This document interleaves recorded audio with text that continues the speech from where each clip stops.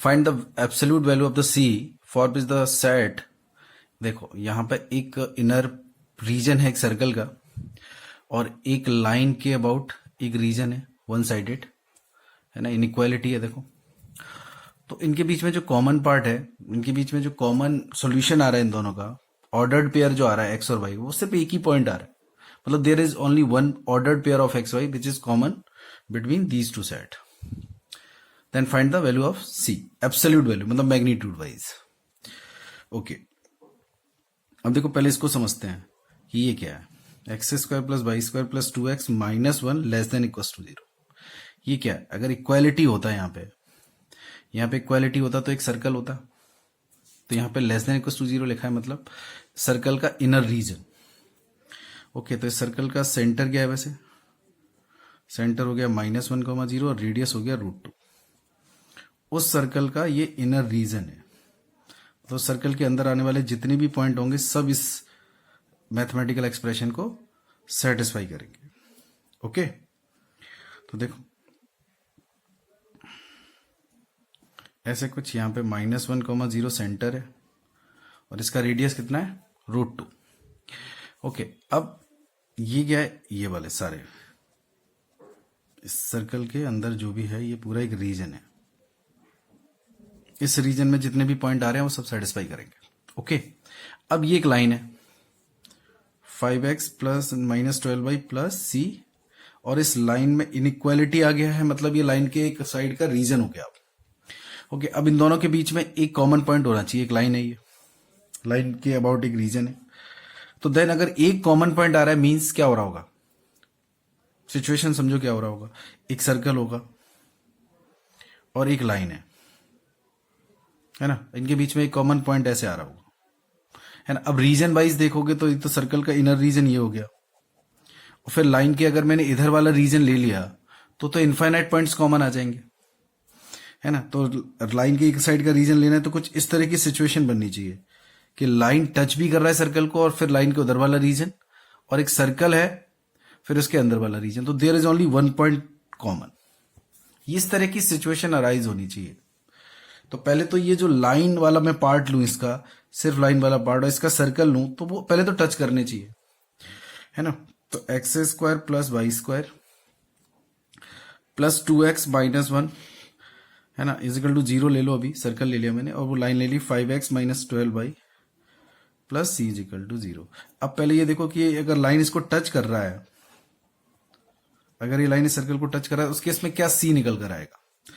तो length of perpendicular -1,0 से, तो -1 5 plus c upon 13 is equal to radius है √2। तो यहां से c -5 का जो मैग्नीट्यूड है वो आ रहा है 13√2, मतलब c -5 is equal to plus minus 13√2।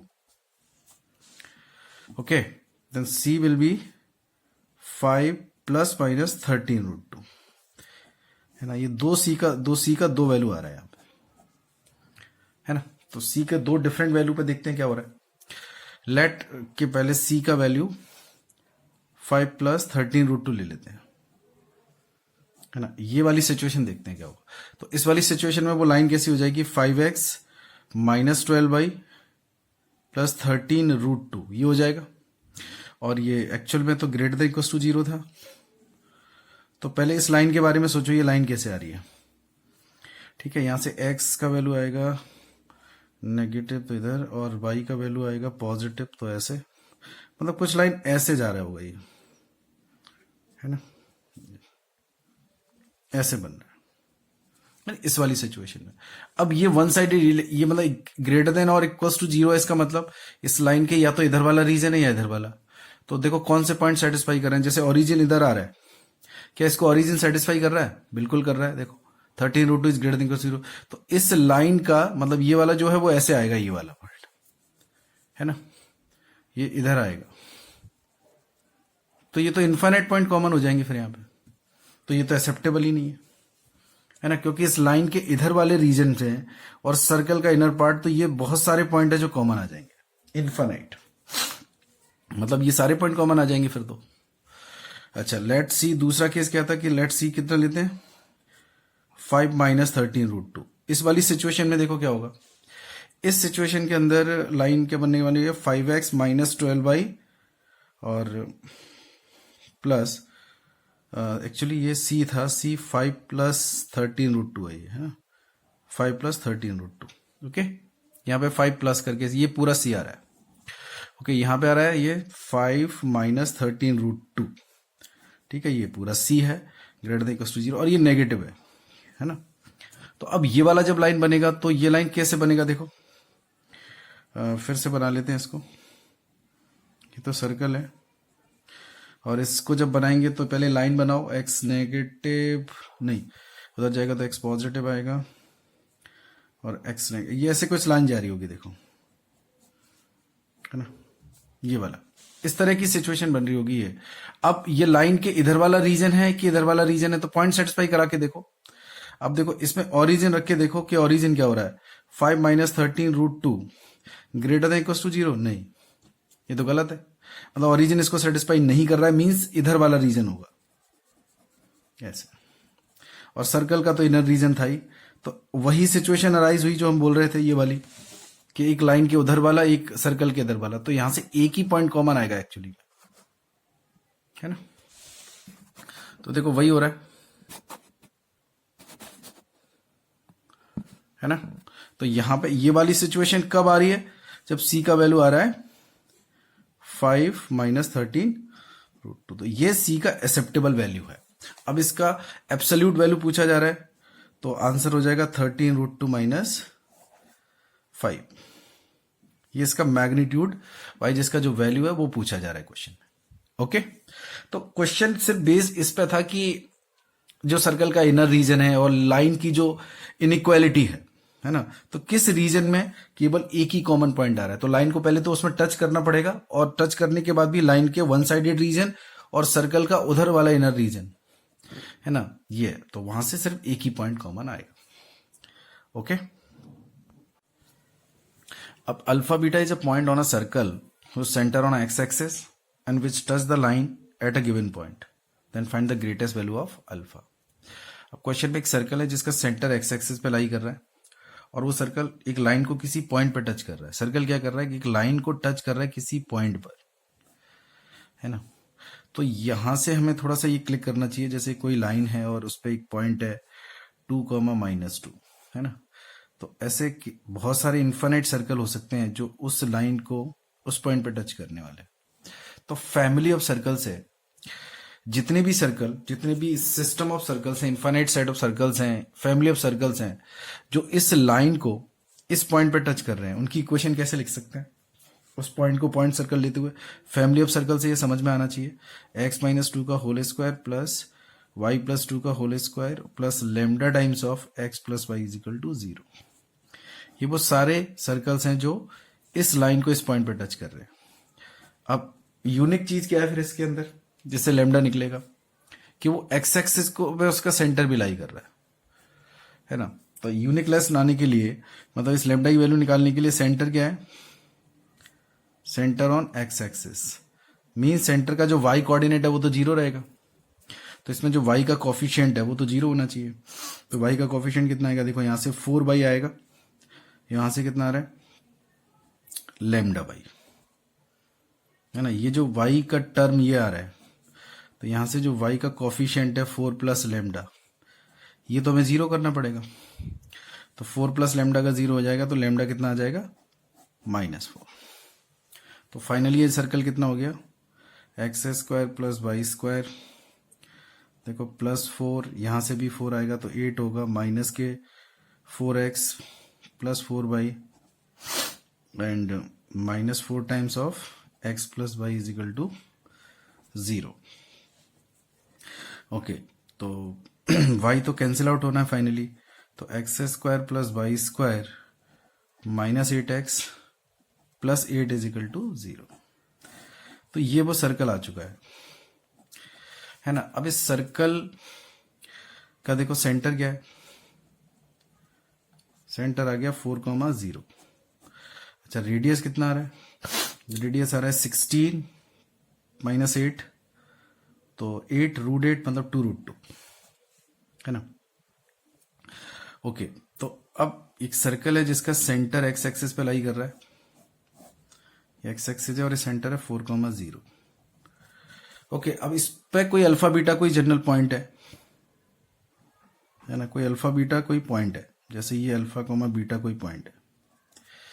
तो अल्फा का ग्रेटेस्ट वैल्यू कब होगा, तो ये जो एक्स कोऑर्डिनेट है इसका ग्रेटेस्ट वैल्यू कब आएगा, तो जब ये अल्फा यहां पे होगा, इस पॉइंट के कॉरेस्पॉन्डिंग जो एक्स है उसका ग्रेटेस्ट वैल्यू होगा यहाँ पे। तो ये कितना हो जाएगा, 4,0 है, ये रेडियस कितना है 2√2, तो ये पॉइंट कितना हो जाएगा 4 + 2√2, तो ये अल्फा का ग्रेटेस्ट वैल्यू होगा। इजी है बहुत, समझ सकते हैं। Okay, to circles whose radii are 4 and 8 intersect at right angles, the length of their common chord। दो सर्कल हैं जो इंटरसेक्ट कर रहे हैं 90 डिग्री पर, ऑर्थोगोनली इंटरसेक्ट कर रहे हैं, जिनका रेडियाई 4 और 8 है, तो उनके बीच में जो कॉमन कॉर्ड आएगा उसका लेंथ क्या होगा। एक सर्कल है 4 रेडियस का, है ना, और एक 8 रेडियस का सर्कल है, और ये 90 डिग्री पे इंटरसेक्ट कर रहे हैं, मतलब इन पे जो कॉमन, जैसे यहाँ पे एक टेंजेंट आएगा इस तरीके से इस वाले सर्कल पे, और इस वाले सर्कल पे जो टेंजेंट आएगा ये, है ना, अब ये 90 डिग्री पर है, तो इसका मतलब ये इसके सेंटर C1 से पास होगा ये टेंजेंट, और ये टेंजेंट है वो C2 से पास होगा। ओके, 90 डिग्री पे इंटरसेक्ट करना है एक्चुअली। ओके, और ये 4 रेडियस है, ये 8 रेडियस है। Let this is PQ and this is P, this is Q, and you have to find the PQ, length of common chord. Okay, and this is PQ common chord. Let's suppose this is the M point, है ना, PQ is perpendicular to C1 C2 obviously. Okay, okay, now देखो ये 4 है, ये 8 है, 90 degree है ना, और सेंटर के बीच की डिस्टेंस भी निकाल सकते हैं यहाँ पे, जो कि C1 C2 कितना आएगा, C1 C2 आएगा 16 + 64, जो कि C1 C2 हाइपोटेनस हो जाएगा, तो ये हो जाएगा √80। Okay, and now the area of triangle C1PC2 half 4 × 8, okay, and this is 16. Okay, and now this is C1 C2 and this is PM, and PM is half of PQ, and let AB is equal to X, and let PQ is X, sorry, length of chord is PQ is X, then PM is X/2. Okay, so area of triangle C1PC2 can also be written as half into base C1C2, which is √80, into this is PM. PM is what, X/2, where X is the length of common chord, which is also the area of the triangle C1PC2, and this will be equals to this one. तो ये कितना हो गया, X/4 √80 is equal to 16. So now you can write X is equal to 64 upon √80, and this will be the answer. Okay, आप इसको simplify कर सकते हो।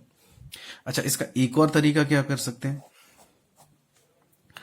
कि देखो यहां पे मुझे पता है कि जो C1 C2 actually C1 C2 है वो तो √80 है, and C1 C2 is what, C1M plus C2M √80.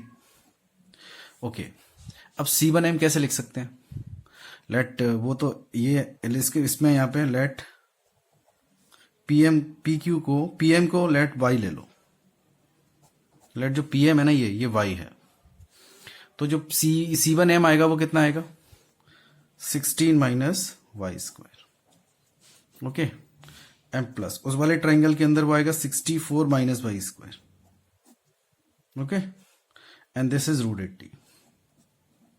Okay, यहां से y you can find out, then PQ is what, 2y. ऐसे भी कर सकते हैं, वाई निकलेगा फिर उसका डबल निकलेगा। ओके